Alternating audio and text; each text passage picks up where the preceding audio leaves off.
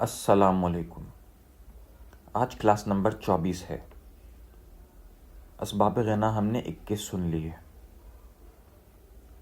اگلا سبب غنا بھی مشہور ہے، غنا کے ساتھ اس کا تعلق ہے، قرآن پاک سے ثابت ہے، تجربے کی بھی ضرورت نہیں۔ سبب غنا نمبر 22 ہے نکاح کرنا۔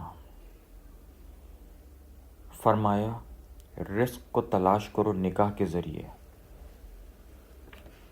نکاح سبب غنا ہے۔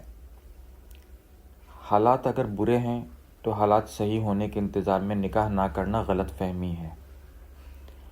مالی حالات تو صحیح ہوں گے نکاح کے بعد، دروازہ کھلے گا نکاح کے بعد۔ ضروری حقوق ادا کر سکتے ہیں، نکاح کر لیجئے۔ یہ بات تو طے ہے کہ وہ نکاح سبب غنا بنے گا جو سنت کے مطابق ہو، جس میں کم سے کم خرچ اور کم سے کم حرج ہو،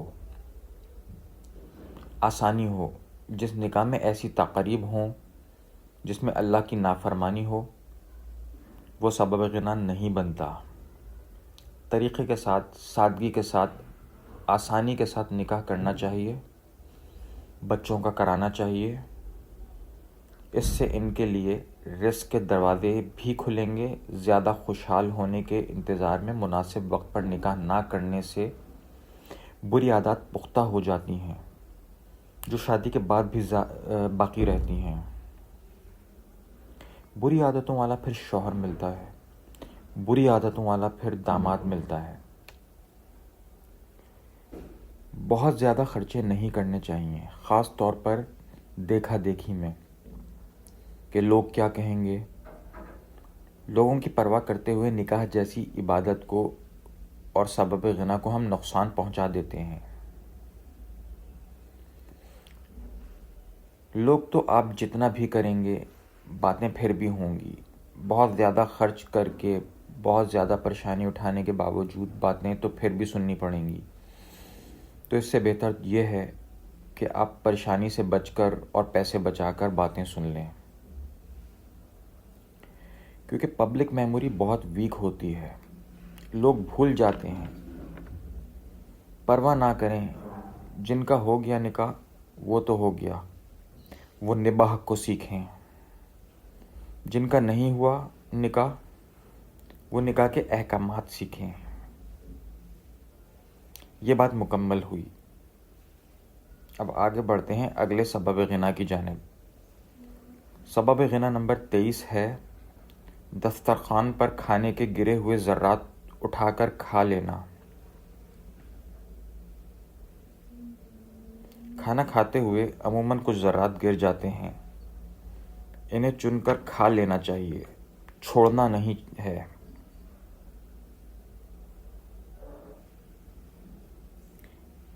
اس کو بھی غنا کو کھینچنے والے اسباب میں شمار کیا جاتا ہے۔ پہلے تو گرنے ہی نہ دینا، اگر گر جائے تو اسے اٹھا کر کھا لیں، اور دسترخوان کو بھی ایسا صاف ستھرا رکھیں کہ کھایا جا سکے۔ یہ بات کلیئر ہے، اس میں کوئی دوسری بات نہیں۔ ایک بات اور آپ کو بتاتے چلیں کہ ان اسباب کو چھوٹا نہ سمجھیں، معمولی نہ سمجھیں اس طرح کے اسباب کو، کیونکہ دنیا میں بڑے لوگ جو بنے ہیں وہ کوئی بہت بڑے کاموں کے ذریعے نہیں بنے، بلکہ چھوٹے چھوٹے کاموں کو بہت بڑھیا اور عمدہ انداز سے کرنے سے بڑے بنے ہیں۔ کھانا پینا ایک پورا حصہ ہے زندگی کا۔ کھانے کے بارے میں کچھ چیزوں کا تذکرہ کیا جاتا ہے، کچھ پوائنٹس آپ کو بتائے جا رہے ہیں کھانے کے بارے میں، کیونکہ کچھ آداب ہوتے ہیں کھانے کے۔ ان کا خیال رکھنے سے جو یہ رزق کا نظام ہے، ان میں جو مسائل آتے ہیں، رکاوٹیں آتی ہیں، وہ دور ہو جائیں گی تا حیات، ہمیشہ کے لیے۔ ہو سکتا ہے اگلی نسلوں سے بھی دور ہو جائیں۔ پہلا پوائنٹ تو یہ ہے کہ کھانے میں سے کچھ حصہ دوسروں کو دے دیں، اپنے کھانے میں سے کسی کو کچھ دے دیں جو کھانا بن رہا ہے اس میں سے کچھ پڑوس میں بھیج دیا، یا اگر گھر میں 2 فیملیاں ہیں تو دوسری فیملی کو بھیج دیا۔ اپنے کھانے میں سے کسی کو کچھ دینا، جو چیز آپ کھائیں اس میں سے کچھ دے دیں۔ دوسرا پوائنٹ، کھانے سے پہلے اور کھانے کے بعد ہاتھ دھو لینا۔ تیسرا پوائنٹ، حسب ضرورت کھانا لینا، تاکہ ضرورت سے زیادہ کھائیں بھی نہیں اور ضائع ہونے کے لیے چھوڑیں بھی نہیں۔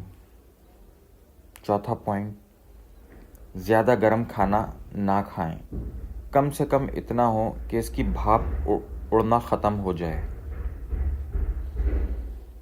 بسم اللہ پڑھ کر کھانا شروع کریں۔